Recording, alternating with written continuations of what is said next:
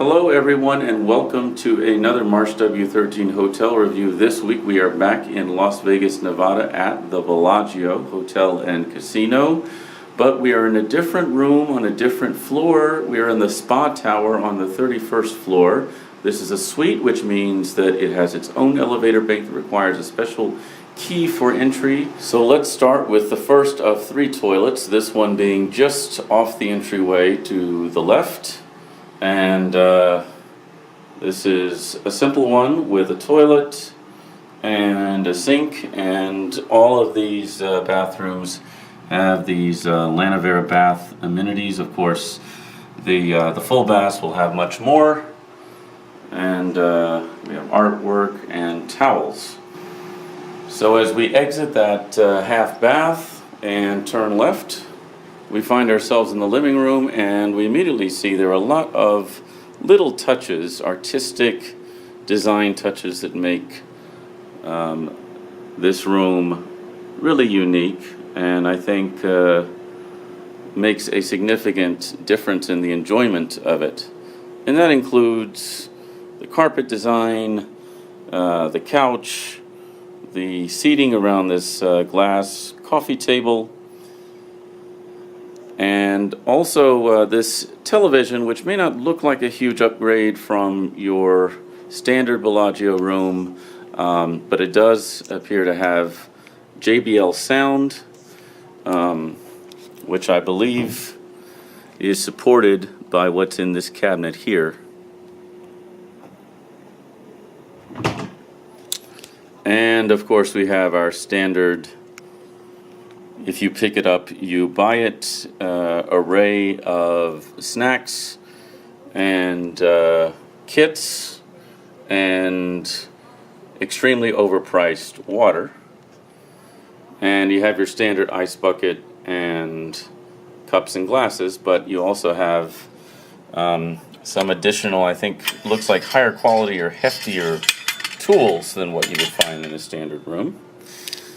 And you have your obligatory mini bar, which has some jelly beans and some red wine, as well as some sparkling wine and vodka and other assorted spirits, candy bars,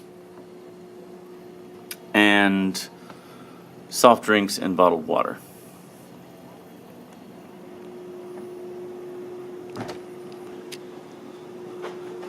And then we have a desk, sort of a business area with two chairs, very nicely upholstered. And in addition to this fine lamp here, we have a couple of electrical outlets. Unfortunately, no USB outlets, but I always travel with a USB hub here, so now I have several devices, 4 in all, plugged in. So let's just take one more look at the living room and then head into the bedroom.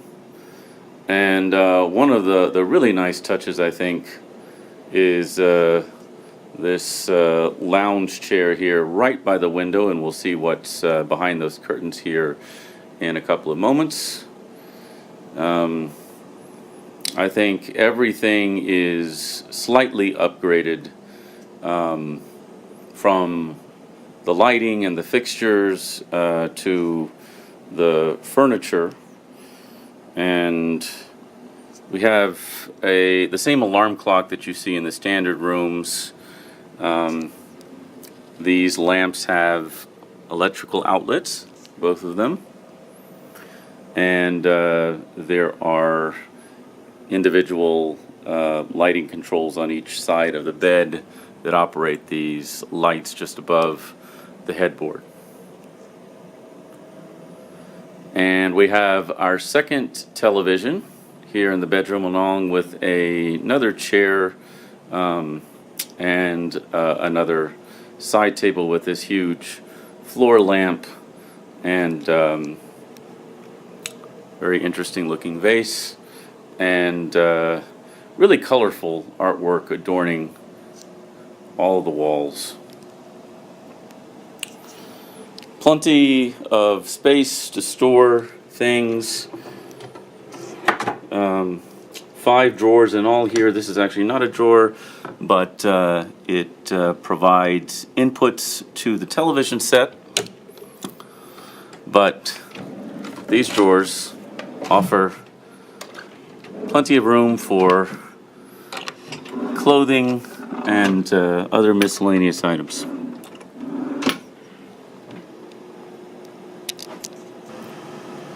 So the closet is actually relatively standard.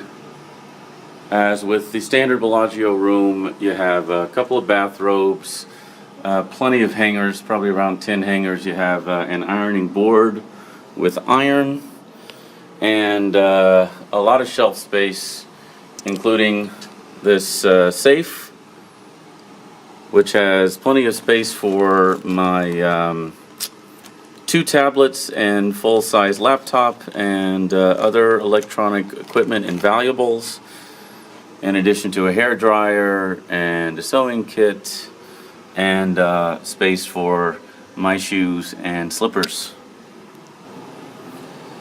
And just beyond the closets is our second bathroom. This one is a bit more elaborate. It actually has our 3rd television in the mirror, as well as more bath amenities, but in this case we have a dental kit, a razor, a vanity, shaving cream, and mouthwash, and some lotion, as well as some more vanity type items, and a toilet, a telephone, and a walk-in shower. And this walk-in shower has a kind of a bench built in, shower amenities, a rather standard nozzle, but what's not standard is this, which is a steam mist controller, essentially a sauna built into this walk-in shower. Very nice. Now, exiting this bathroom that contained the shower, just next door we have what I guess you could call the master bathroom, which has yet another mirror mounted television set, as well as sort of the same set of accompanying amenities, minus the shaving cream, remote control for the television, another toilet with another telephone, and a tub with jets, which definitely does not come with a standard room. And along with the jets comes bath salts, as well as a sponge and directions for operating the Whirlpool. Okay, let's head back to the bedroom. And to the left side of the bed for a special set of controls that operate the drapery. And these work the same way as the standard Bellagio rooms do. There are separate controls for the drapery and the sheer, and I'm going to open both and behold the view.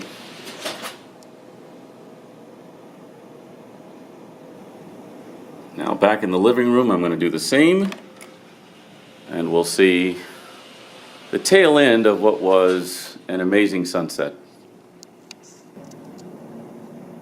So we didn't end up with a strip view this time. This is actually a mountain view, but we do see the Rio and the Palms and some of the off-strip properties like the Orleans farther afield in the distance, and it's much quieter on this side of the Bellagio. But if you required a fountain view, as I acquired the last time I stayed here, that would require a special request. I arrived at approximately 10 a.m. this morning, and I wanted a room immediately because I had some place to be at 3 p.m., which is check-in time, and so I wanted to check in as early as possible. And so I put my name at the top of the list, and I said, I'll take whatever you have. But all of the suites occupy the upper floors. As I mentioned, we're on the 31st. I think they start on the 28th. And they have a dedicated elevator bank that only stops on the 5 floors that the suites occupy. So that's all for now, folks. Stay tuned for the next Marsh W13 hotel review, and happy and safe travels.